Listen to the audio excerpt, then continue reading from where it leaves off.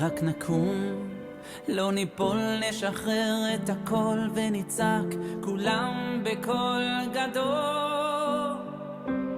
אלוקים, אלוקים, כולנו ילדים שלך וכמה שרוצים להישאר קרובים אליך, קולות אהובים קוראים אליך אבא. Shalom Ouvracha, Parashat Mishpatim cette semaine, accompagné de Parashat Shekalim. C'est aussi Shabbat Mevarechim, Rosh Chodesh Adar Be'ezrat Hashem. Et si Dieu veut, en tout cas, c'est la clôture de ces Yemei HaShovavim qu'on a essayé d'en profiter. En tout cas, on essaiera de dire quelques mots sur chacune de ces parties. Parashat Mishpatim, Rashi commence par nous dire pourquoi est-ce qu'elle commence par Ve'ele HaMishpatim. Le Vav est de trop. Rashi nous dit que dans tout endroit où il est marqué Ele, alors Passal est Arishonim, c'est-à-dire que c'est un nouveau sujet que la Torah vient nous proposer. Pendant que Ve'ele Mosif al Arishonim, c'est-à-dire qu'il vient rajouter sur ce qui a été dit précédemment. De la même façon que Ma Harishonim Sinai, Af Elu Sinai, de la même façon que les Aseret Adiberot, ils ont été enseignés au Har Sinai, alors les Mishpatim aussi sont transmis au Har Sinai. Et Rabotai, la question, elle saute aux yeux. Tout a été enseigné au Har Sinai. Pourquoi est-ce qu'on va préciser que même les Mishpatim, alors ils sont enseignés au Har Sinai à la même valeur que les Aseret Adiberot? Sur cela, on répond, on aurait dit que les Mishpatim, comme on les connaît, ce sont des lois qui sont assez rationnelles, assez logiques. Et donc, on aurait dit que ces choses-là, alors l'homme peut les déduire de lui-même. Vient nous rappeler la Torah que non. Même ces Mishpatim, même ces ordres qui sont à la limite, qui se rapprochent du rationnel, il faut savoir que c'est uniquement la logique de la Torah que Akadosh Baruch Hu vient nous transmettre. Et donc, dans combien de cas, alors il y a la logique peut-être de l'homme qui est prêt à les appliquer dans sa société, mais elle dépasse de loin, la logique de la Torah dépasse de loin la logique de l'homme, et donc c'est uniquement grâce à ces mishpatim qu'on pourra gérer une société comme il se doit. Et même ces mishpatim, alors on se doit de les recevoir justement au Har Sinai. Et donc, Rabotai, la question que je voudrais partager avec vous dans Parashat Mishpatim, c'est que ici aussi dans Mishpatim, on a reçu la Torah. C'est la suite justement de Parashat Yitro. À l'exception qu'il y a une grande différence. Lorsque les Béné Israël ont reçu la Torah dans Parashat Yitro, il est écrit Vayavo Moshe. Moshe est venu, Vaikra les Zikne'am, il a appelé donc les Zekenim, Vayasem Nifnehem et Kol Adevarim Ha'ele, et donc il a mis toutes les paroles qu'il avait reçues d'Hachem, Asher Tzivahu Hachem, Vaya'anu Kol Ha'am Yachda Vayomeru, tout le peuple, alors ils ont répondu Yachdav, c'est-à-dire ensemble, Vayomeru, Kol Asher Diber Hachem Na'ase, tout ce que Hachem nous a demandé de faire, alors Na'ase, nous ferons. Vayashev Moshe divrei ha'am el Hachem. Et donc c'est là que Moshe a ramené les paroles à Hachem, les paroles de Béné Israël à Hachem. Et faites attention, il est marqué ici Kol Asher diber Hachem Na'ase, uniquement Na'ase. Dans Parashat Mishpatim, on voit que ici aussi, on va ramener un petit peu ce que les paroles de Béné Israël, il est écrit dans le Perek Kavdalet, et c'est comme ça que Rashi l'explique, Vel Moshe Amar Ale El Hashem. Rashi l'explique, c'est quoi Vel Moshe Amar? Parasha Zone Emra Kodem Aseret Adiberot. Cette parasha de Mishpatim aussi a été enseignée avant les Aseret Adiberot. Ou Bedalet Besivan Emar Lo Ale. Et c'est le 4 du mois de Sivan que Hachem lui a ordonné, allez, monte vers la montagne. Et donc on voit ici que, qu'est-ce qui s'est passé?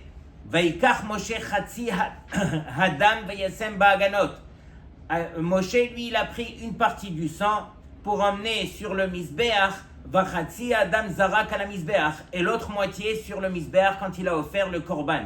Vaikach Sefer Aberit, Vaikra Beozne Ha'am, Vayomeru, Kol Asher Diber Hashem, Naase Venishma. Qu'est-ce que Moshe il a fait? Il a écrit Sefer Aberit. Rashi nous dit qu'il a écrit depuis le début de Bereshit jusqu'à Matan Torah, c'est-à-dire jusqu'à le livre de la paracha de Mishpatim, et il a transmis ça au Béné Israël. Tout le reste de la Torah, c'est au fur et à mesure que Moshe Rabbeinu va l'écrire, va le rédiger.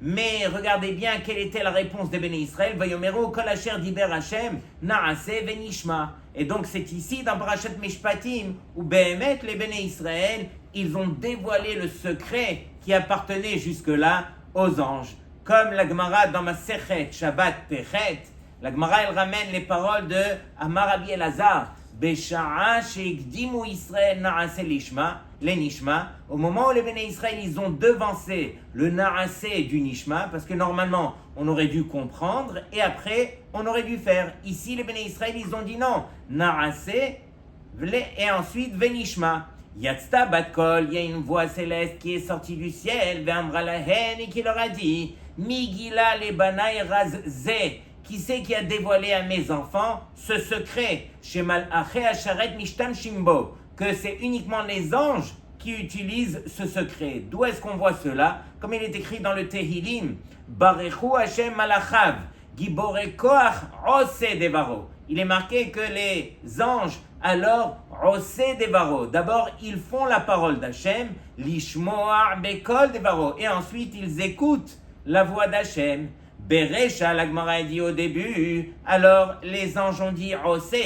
Vehadar, et ensuite, qu'est-ce qu'ils ont dit? Lishmoa, ils ont écouté. Donc on apprend cela, le Naaseh Venishma, on l'apprend justement des anges, comme c'est ramené ici dans le Tehilim. Mais Rabotai, les anges, eux, n'ont pas besoin d'entendre. Les anges, ce sont des êtres qui sont complètement spirituels. Ils n'ont pas besoin d'entendre. Ils ne sont là que pour accomplir la mission que Hachem leur a accordé de faire.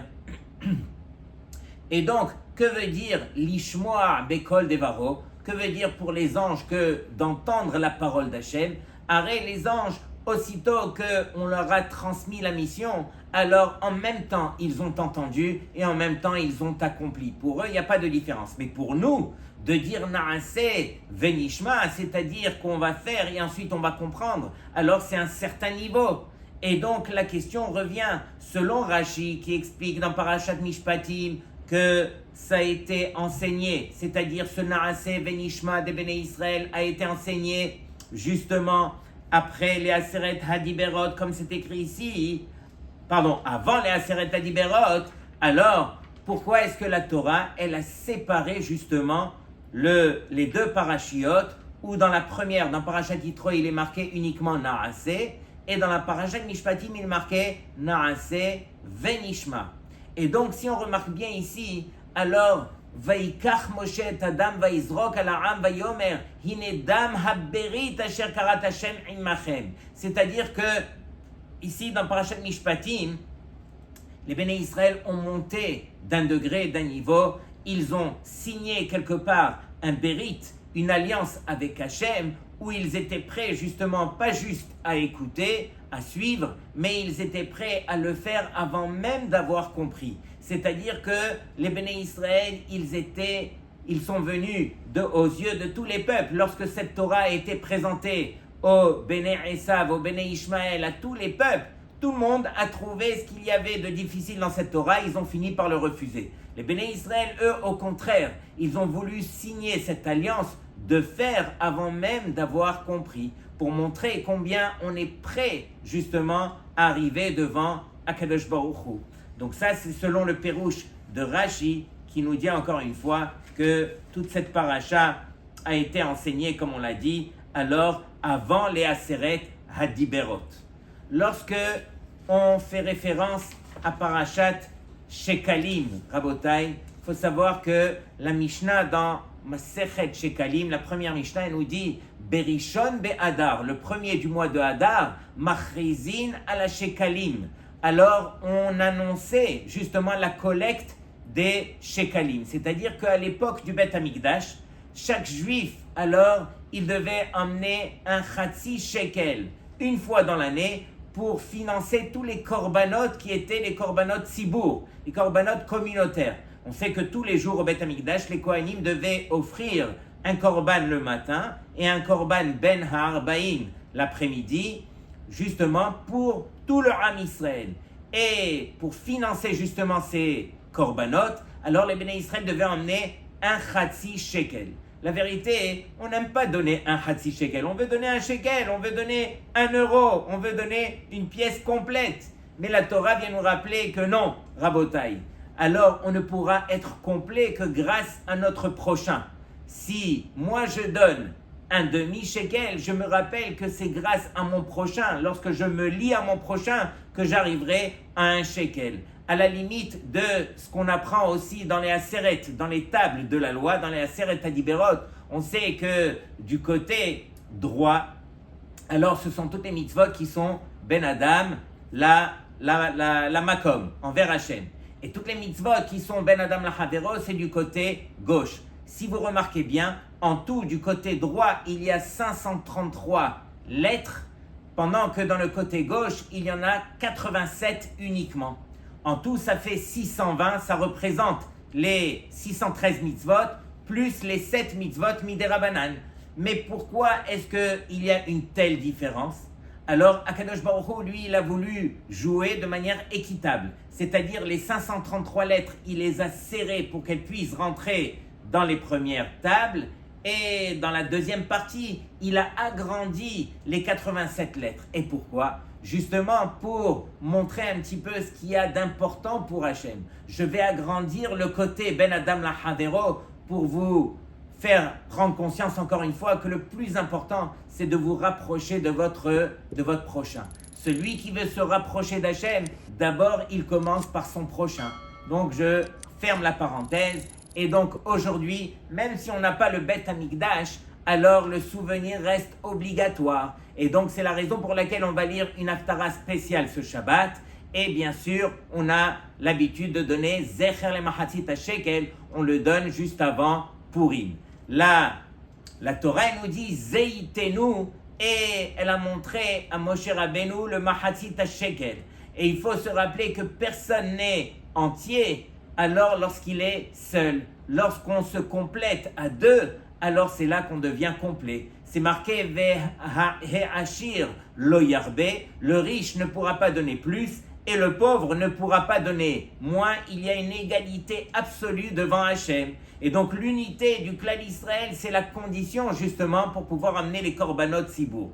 Donc les korbanot ne peuvent venir que d'un peuple qui est uni et qui est humble. Et donc la raison profonde pour laquelle on donne justement le Zecher le Mahatzit HaShekel avant Purim, c'était pour devancer justement l'argent, les shkalim que Haman voulait donner à Achashverosh pour pouvoir tuer les Béné Israël, chas v'shalom. Alors nous, on devance justement au shekalim de Haman. C'est la raison pour laquelle on commence justement par cette paracha de shekalim.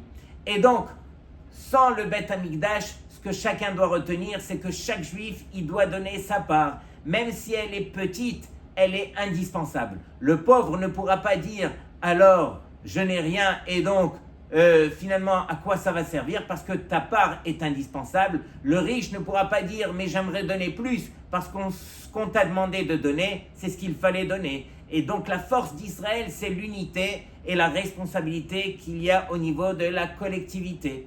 Et donc, tu n'es qu'une moitié, mais sans toi, il manque l'essentiel.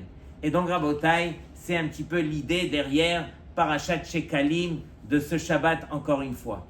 Et bien sûr, on va proclamer Rosh Chodesh Adar sur lequel on dit Mishenichnas Adar Marbin Besimcha. Lorsque le mois de Adar il rentre, alors directement on est Marbin. C'est quoi Marbin?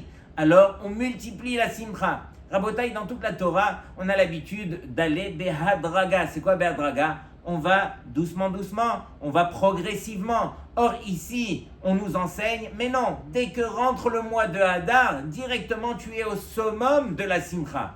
Rabotai, on aurait dû aller progressivement jusqu'au jour de Purim, et au jour de Purim, arriver au summum de la Simcha. Pourquoi rentrer directement dans le mois de Hadar, Besimcha, de la plus haute façon?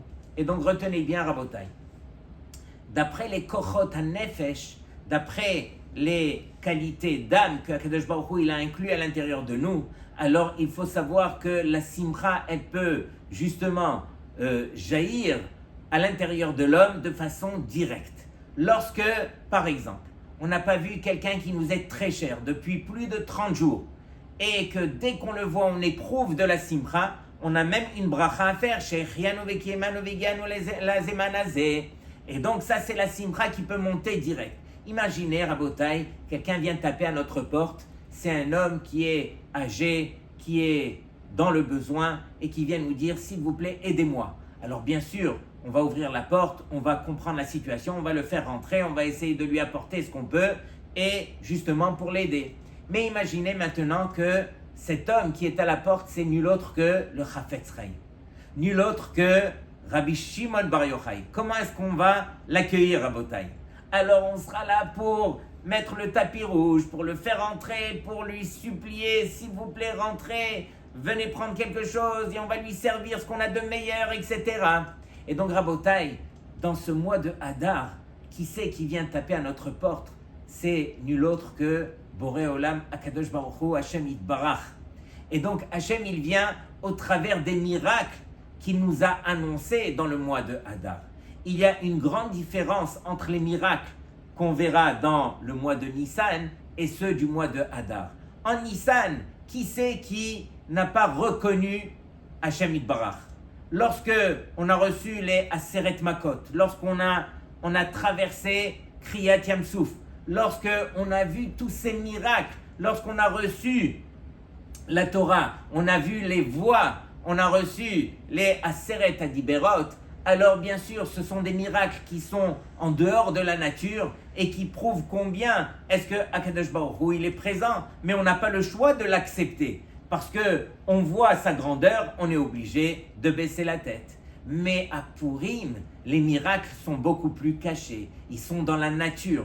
On ne remarque pas le miracle. On ne peut suivre le miracle qu'au travers de toute l'histoire qui s'est déroulée. Lorsque un homme, il comprend qu'au travers de la nature, c'est Akadosh Baruch Hu qui gère son monde, les miracles font partie de la nature, alors il n'y a pas de mikré. Mikré, comme on le sait, c'est le hasard. Rakme Hashem, tout ne vient que de Akadosh Baruch Hu. Alors là, on est dans une simcha qui est intense. Parce que pour nous, on n'a pas besoin de vivre le miracle extraordinaire. Pour nous, la nature, c'est le miracle.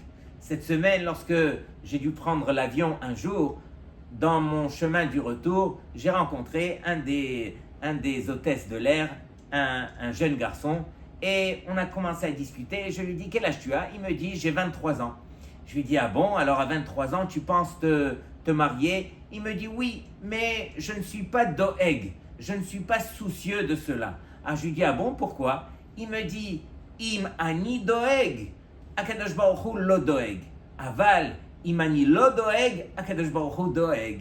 C'est-à-dire, si je me soucie, alors Hachem, il ne va pas se soucier de moi. Chacun sur terre, alors il va faire les efforts, il va comprendre que ça ne revient que sur lui. Alors si c'est le cas, Akadosh Baruch Hu, il lui dit, alors vas-y, fais tes propres efforts, j'ai pas besoin de t'aider.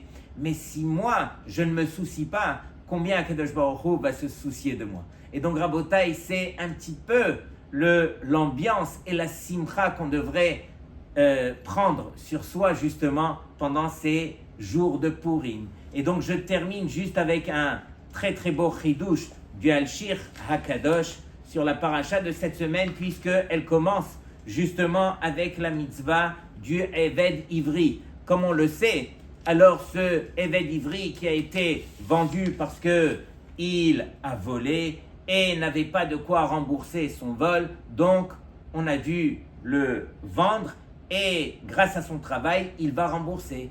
Or, le Al-Shir HaKadosh, il pose une énorme question. Il dit, mais comment se fait-il qu'on va l'appeler, qu'on va le surnommer Eved Ivri, un serviteur qui est juif? Mais il était Ivri avant d'être Eved. Pourquoi tu lui as mis une étiquette comme quoi c'était un Eved? Il est d'abord Ivri. Alors marque-moi qui tikne Ivri les Eved, et non pas qui tikne Eved Ivri. Et sur cela, regardez bien le secret qu'il y a derrière les mots Rabotai. Regardez bien l'inversion des mots. Le Alshich HaKadosh, il dit Im tihye eved les ta'avot shelcha, si tu es eved de tes ta'avot, de tes plaisirs, alors imlo tilachen ima yetzerara, si tu n'arrives pas à te battre contre ton yetzerara, hamoshech otra lechumriot, qui va te pousser, qui va t'attirer vers toute la matérialité, hamebalbelet shel ha'olam hazeh, qui justement elle nous détourne dans ce monde-ci, anotzetz ve'amoshech, c'est uniquement ces tavotes qui vont t'attirer, qui vont te pousser, qui vont te mélanger. Et donc, vient nous dire la Torah, fais attention. Tizaer me'eved ivri, fais attention à ce eved ivri, cet homme qui, au lieu de she'od bihyoto ivri meshuchar, normalement, il aurait dû être libéré une fois qu'on a reçu la Torah. Alors ça y est, on devient les avadim de la volonté d'Hachem. On ne reste pas avadim de notre propre Yetzerara. Et donc, ce Eved Ivri, pourquoi on l'a nommé ainsi? Parce que malheureusement, il est resté, après même le don de la Torah, il est resté alors, il se prosternait devant son Yetzerara, il ne surmontait pas justement ses ta'avot. Et donc, c'est la raison pour laquelle la Torah vient nous rappeler qu'une fois qu'on a reçu la Torah, alors ne deviens pas ce Eved Ivri. Reste ivri. Ivri, tu le resteras uniquement grâce à cette Torah que tu as reçue. En ce qui concerne la clôture de cette période de Shovavim, on se doit de rappeler le pasuk dans Kohelet, Tov Aharit Davar Mereshito, c'est-à-dire la fin d'une chose est meilleure que son commencement. Pourquoi? Parce que les Shovavim ne se mesurent pas à ce que nous avons commencé uniquement, mais à ce que nous avons tenu jusqu'au bout. Et c'est vrai que le Yetzerara, il laisse parfois l'homme entrer dans la Avoda, et ensuite il va l'attaquer jusqu'à la fin. Et pourquoi? Parce que c'est la fin qui donne un sens à tout le chemin. Mais, Rabotai, on se doit de retenir au moins la leçon. Même une petite retenue, alors elle fait trembler le ciel. Le Zohar HaKadosh, il révèle un chidouche immense. Il dit, une seule victoire sur soi-même, même discrète, une seule chute évitée, une pensée détournée, elle va créer une lumière qui est tellement énorme dans les mondes supérieurs, bien plus que l'homme peut s'imaginer. Mais le Yetzerara, bien sûr, il vient chez chacun, et qu'est-ce qu'il vient chuchoter? À quoi bon maintenant? La Torah, elle répond, Davka Arshav, maintenant, c'est vrai que tu as fourni des efforts et peut-être que tu n'as pas tenu jusqu'à la fin de Shovavim, mais il faut savoir que les Mekoubalim, ils disent comme ça. Ils disent que le début des Shovavim, c'est l'inspiration. Le milieu, c'est le combat. La fin, c'est le saut, c'est la Hatima. Celui qui tient jusqu'à la fin, même avec un petit effort, reçoit une aide d'en haut pour toute l'année. Mais Rabotai, le plus important de tout ce qui concerne Shovavim, aucun désespoir. En Yehush Ba'olam, jamais. Pourquoi? Même si quelqu'un est tombé pendant les Shovavim, s'il termine avec une décision sincère, une petite Kabbalah réaliste, un pas concret, alors tous les Shovavim est réparé rétroactivement. Et je termine, car Hachem ne regarde pas la perfection, il regarde uniquement la direction de l'homme. Rabotai, Shovavim se conclut, Be'ezrat Hashem, ce Motzai Shabbat. Lorsqu'on va terminer Parashat Mishpatim, c'est là que se terminent en même temps les Shovavim. Et c'est vrai que c'est un moment, c'est une période de l'année qui est des plus propices pour réparer tout ce qui tourne autour de la Kedusha. Mais il faut savoir, Rabotai, la Kedusha, lorsque on parle de Kedusha, alors bien sûr on pense aux yeux. Les yeux, pour leur permettre de voir, il faut d'abord leur apprendre à fermer les yeux. Quelqu'un qui ne regarde pas partout, il pourra justement apprendre et s'éduquer à voir ce qu'il aura le droit de voir. Et donc, pour tout ce qui tourne autour de la Kedusha, impossible de passer d'un niveau à un autre extrême. On se doit de comprendre que c'est un travail. Alors vous avez, Rabotai, jusqu'à Motzai Shabbat pour prendre sur vous ne serait-ce qu'une petite chose que vous allez essayer, Béhémet, de vous travailler au travers de toute l'année à venir. Sachez que Akadosh Baruch Hu, c'est ce qu'il attend le plus. quelle est la leçon qu'on va en tirer de ces Shovavim? Est-ce que je peux tout réparer? Non. Est-ce que je veux tout réparer? Oui, à condition de prendre sur soi ne serait-ce qu'une chose qui va nous permettre d'avancer. Et c'est ça la vie, c'est ça les Shovavim, c'est ça la Torah, c'est prendre une petite chose qui nous permettra de rentrer dans la Kedusha. Arrête, c'est marqué que dans le mois de Adar, alors Akadosh Baruch Hu, il va venir, il va dar, il va habiter, il va cohabiter avec nous. Et donc, Hachem ne peut résider que dans l'endroit où se trouve la Kedusha. La Kedusha, justement, c'est tout ce qui est représenté par les Shovavim.